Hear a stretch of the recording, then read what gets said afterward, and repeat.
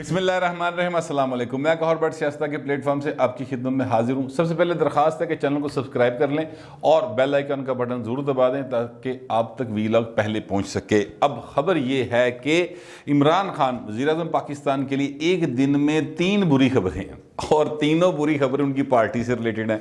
वैसे तो इनकी जो है ना हर दिन ही आवाम के लिए बुरा है जब तक ये हुकूमत में मौजूद है और जब से ही चले आ रहे हैं, लेकिन 3 बुरी खबरें आज इनके लिए हैं। और इसके साथ साथ एक और ख़बर भी है, वो ये है कि जनाब जनरल फैज़ हमीद साहब आज ज़ाहिर है कि ख़त्म हो गया उनका टर्न्योर एज DG ISI और अब वो कोर कमांडर पेशावर के तौर पर चले गए हैं और उनकी जगह पर कल से नए DG ISI जो हैं वो चार्ज ले रहे हैं। अच्छा, अब इन तीनों 2 खबरें जो मैंने आपको बताई हैं, एक्चुअली वो 2 खबरों पर मैं पहले किस पे बात करूं, चले जनरल फैज़ हमीद साहब पे कर ले। जनरल फैज़ हमीद साहब जो हैं वो ISI के चीफ रहे और मेरा ख्याल है कि पाकिस्तान की हिस्ट्री में जो सबसे मुतनाज़ा DG ISI रहे हैं उनका शुमार भी उन्हीं में होता है।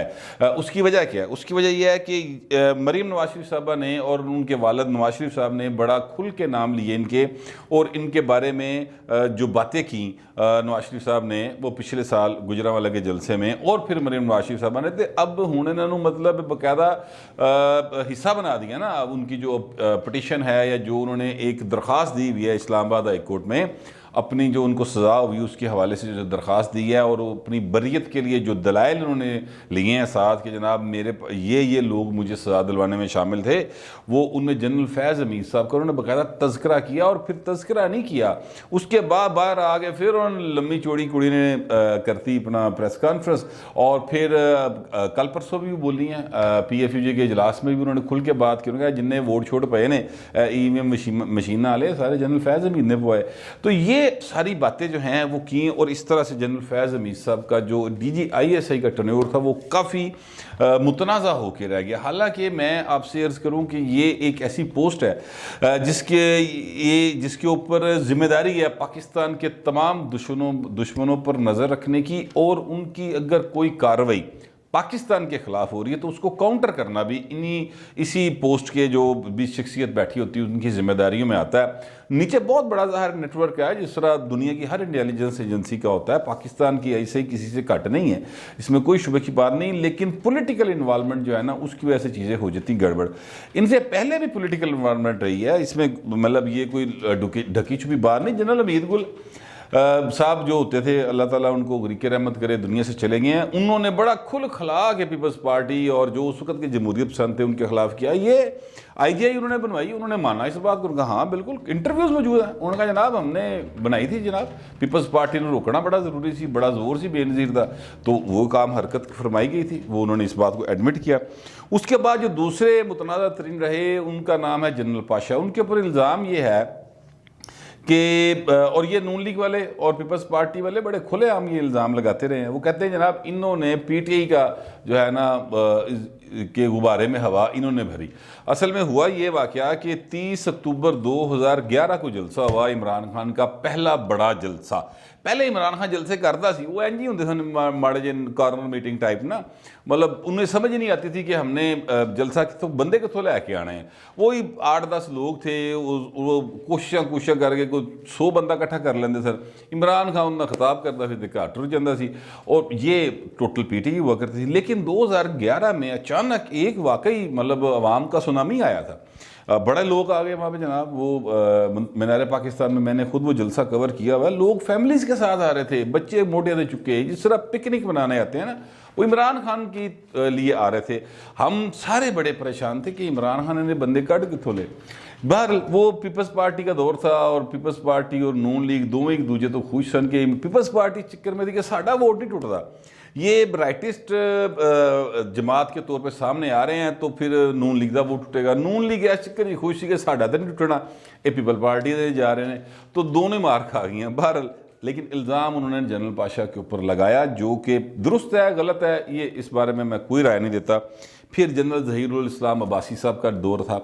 वो मुतनाज़ा हुए, उनको मुतनाज़ा बनाने में हामिद मीर साहब के भाई आमिर मीर साहब का बहुत बड़ा रोल है। लेकिन उसके अलावा जो चीज़ थी वो ये थी कि धरने इनके दौर में हुए और नवाज शरीफ साहब ने यहाँ पर भी उनको मुतनाज़ा बनाया। उन्होंने कहा कि मेरे पास आए थे एक शख्सियत और वो जनाब कहते थे कि जनाब से रिज़ाइन कर दो, बाकी गल हो गई। तो वो नाम लेते थे इनका कि जर्नैल साहब ने भेजा है।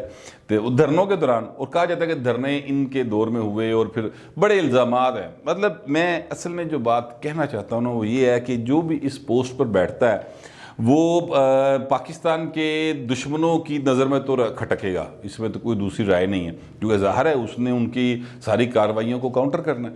लेकिन ये जो पाकिस्तान की सियासी जमातें हैं ये जब इस किस्म के इल्ज़ाम लगाती हैं जो सिर्फ बेसलेस नहीं हम उन्हें कह सकते, उन इल्ज़ाम को अगर कभी किसी अदालती फोरम में ये बात साबित नहीं हुई, लेकिन बहरहाल ये बात जो है वो यानी क्लियर कट है कि हमारी सियासत में सिक्योरिटी इस्टेब्लिशमेंट का बहुत अहम रोल है।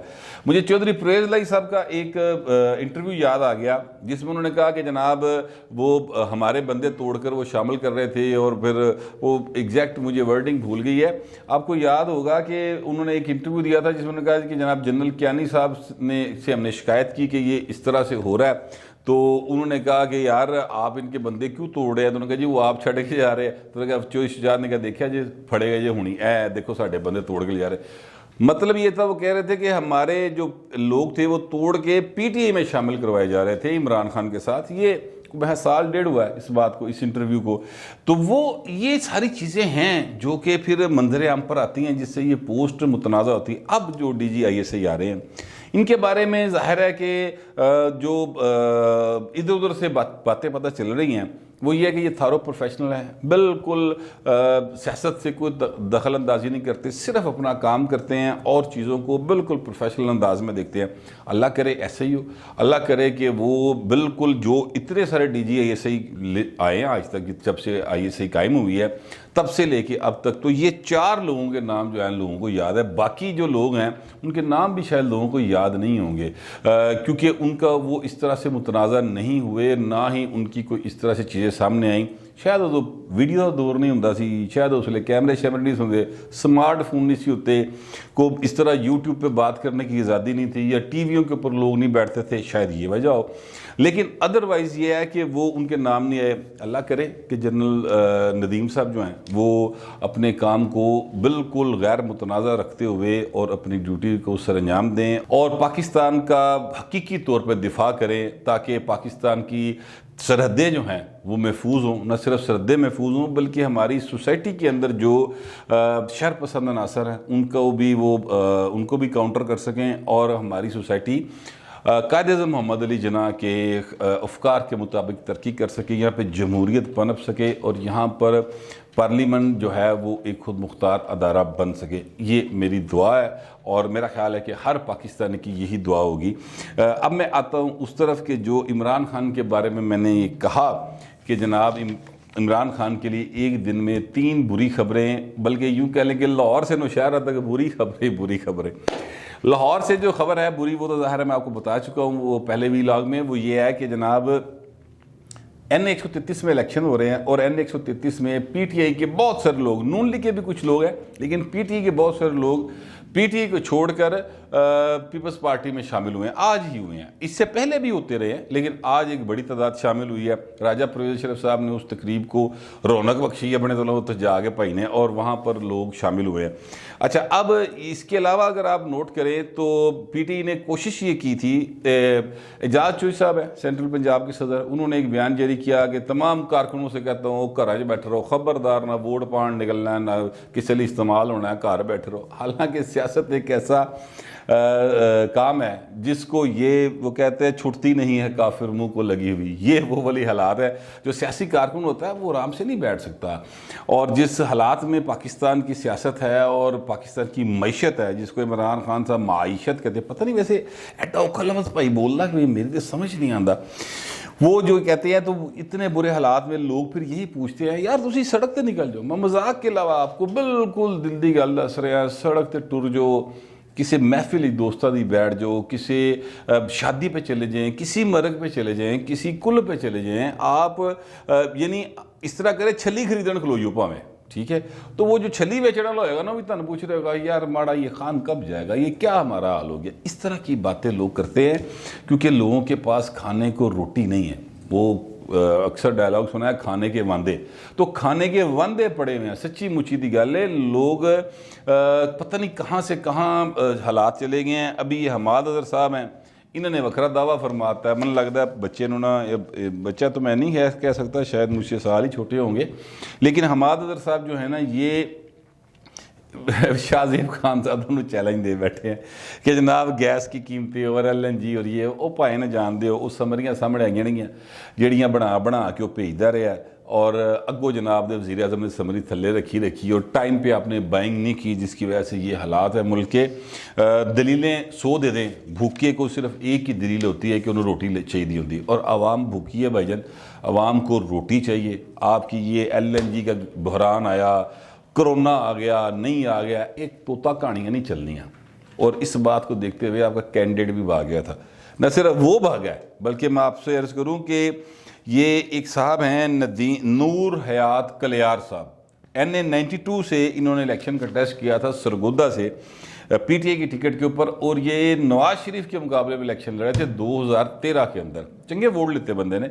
अब वो भाई साहब जो है ना, वो आज उन्होंने रिज़ाइन कर दिया। अपने ट्विटर अकाउंट के ऊपर उन्होंने लगाया, उन्होंने कहा जनाब इमरान खान साहब असी बड़े मायूस हुए हैं जनाब तो, जनाब दी कारकर्दगी तो लंबा चौड़ा खाता है वो, मतलब उसको कोई बताने का फ़ायदा नहीं है, लेकिन वह उसका आपको लुबे लुबा बता रहा हूँ। उन्होंने कहा इसी बड़े मायूस हुए हैं, साडा ख्याल से चेंज आएगी, लेकिन नहीं, करप्ट सिस्टम वैसे का वैसा मौजूद ही नहीं बल्कि मजबूत हो गया। और इसके साथ साथ आप लोटों को भी टिकट देते हैं, और यहाँ पर आपने जितने लोटे बनाए थे, नदीम अफजल चंद का भी उन्होंने नाम लिया है, उन्होंने नादिया अजीज़ साहबा थी उनका नाम लिया है, आमिर सुल्तान चीमा का नाम लिया है, और नईमुद्दीन सियालवी साहब का नाम लिया। उन्होंने कहा ये सारे लोटे आपने बनाए थे 2018 के इलेक्शन में, सारे के सारे हार गए, ठीक है। आपने मेरी जगह पर भी किसी और को टिकट दिया था, वो लोटा बढ़ा के वो भी हार गया। तो लिहाजा अब हम जो है ना, हमने 3 साल आपको देखा है, आपकी गवर्नमेंट को, आपकी कारकर्दगी जो है ना वो बहुत ख़राब है। इसलिए मैं अपनी फैमिली समेत ये छोड़ रहा हूँ, अगे कितने जावांगा वो फैसला मैं बाद चुक करांगा, लेकिन तानू फिलहाल छड़ रहे हैं। तो ये हाल है। और नदीम अफजल चंद साहब सरगोदा डिस्ट्रिक्ट से ताल्लुक़ रखते हैं, पीपल्स पार्टी में हुआ करते थे, सारी ज़िंदगी उन्होंने पीपल पार्टी च लगी। एंड टाइम पे आके पता नहीं की होया, भाई नूं छड़ के चला गया। खैर वो अब हालत ये है कि नदीम अफजल चंद साहब अपनी रिज़ाइन कर चुके हैं, उनको मामले खसूसी बनाया था, वो रिज़ाइन करके घर बैठ चुके हैं। और अब वो जो है ना कोशिश हो रही है कि पीपल्स पार्टी में वो वापस आ जाएँ, और इस बात का कभी इम्कान है कि वो पीपल्स पार्टी में वापस आ जाएंगे। नून में वो जा इसलिए नहीं सकते कि उनके जो इमीडिएट वहाँ पर मुखालिफ है ना, वो नून वाले हैं, जिनके मुकाबले पर उन्होंने इलेक्शन कंटेस्ट करना होता है। तो इसलिए मेरा ख्याल उनके पास पीपल्स पार्टी का ये ऑप्शन बचता है। अभी वो तेल देखो, तेल की धार देखो वाला सीन कर रहे हैं। अगर वो भी आ गए तो फिर पूरा का पूरा सरगोदा सिटी डिस्ट्रिक्ट जो है ना वो खाली हो जाएगा, इमरान खान के हाथ कुछ नहीं रहेगा। तीसरी खबर जो है, बिलावल भुट्टो जरदारी साहब आज गए नौशहरा में उन्होंने एक बहुत बड़े जलसे से खिताब किया, और मतलब तहद्दे नज़र लोग थे फ्रैंकली, जो टीवी पे हम देख रहे थे बैठ के। उसमें परवेज़ खटक साहब, जो जिनको मैं एक नाम दिया हुआ है लेकिन वो मैं नहीं कहूँगा इसलिए कि वो फिर बुरा लगता है, उम्र में भी बड़े हैं और मेरी उन्होंने केड़ी 751 यार बाल, वो जो डांस करते थे ना ऐसे करके वो वाले परवेज़ खटक साहब। पर वज़ीर दिफा हैं, उनके भाई और भतीजे जो हैं आज पीपल्स पार्टी में बाकायदा शमूलियत उन्होंने इख्तियार कर ली है। लियाकत खटक और भतीजा है अहद खटक, इन्होंने शामिल हो गए हैं। और परवेज़ खटक दे डेरे उहदे घर दे बूहे दे उत्ते खलो के वड्डा जिहा जलसा उन्होंने किया तो पीपल पार्टी शामिल हो गई। ये इमरान खान के लिए बुरी खबरें हैं, निशानियां हैं समझने वालों के लिए, अगर वो समझ जाएं तो। लेकिन जब बंदा इक़्तिदार में होता है ना, उस वक्त वो समझता कुछ नहीं, इसलिए कि उसको फिर हुर्रा ही नजर आ रही होती। सर इमरान खान वो जब गिरे थे तो उनको टीका लगा, वो बताते हैं ना कि मैंने टीका लगा तो मैंने फिर नर्सा भी हुर्रा लग रही सन। तो वो बंदा जब इक़्तिदार में हो तो फिर हुर्रा वाला टीका भावें ना लगा हो, बंदा फिर ही हर शय जी नज़र आ रहा है बहुत अच्छा है। क्योंकि उसने जो जुबान से कहना है वो पेश हो जाना है, तो उसके लिए तो सब अच्छा है ना। फिर इर्द गिर्द लोग होते हैं जो खुशामद करते हैं, और खुशामद फिर इस तरह की करते हैं कि बंदे नूं समझ नहीं आने दे। लेकिन खान साहब के हालात जो हैं पॉलिटिकली भी, पब्लिकली भी, और इकोनॉमिकली तो मुल्क के ओवरऑल ही बुरे हालात हैं। और ये समझ खान साहब को नहीं आ रही। अभी वो EVM मशीना का बिल पास कराने के राजी ने, जबकि फरूर नसीम साहब ने प्रेस कॉन्फ्रेंस में कहा है कि 100% दुरुस्त जो है ना EVM मशीन है ना पहले वाला सिस्टम है। तो बहरहाल ये इनके अपने फरूर नसीम साहब फरमा रहे हैं जो वफाकी वज़ीर कानून है। तो मैं आपसे अर्ज़ करना चाहता हूँ कि हालात इमरान खान के लिए अच्छे नहीं हैं। अवाम के अंदर इक़्तिदार में वो कब तक रहेंगे, ये जो लाए हैं उन्हें पता होगा कि कब तक रहेंगे।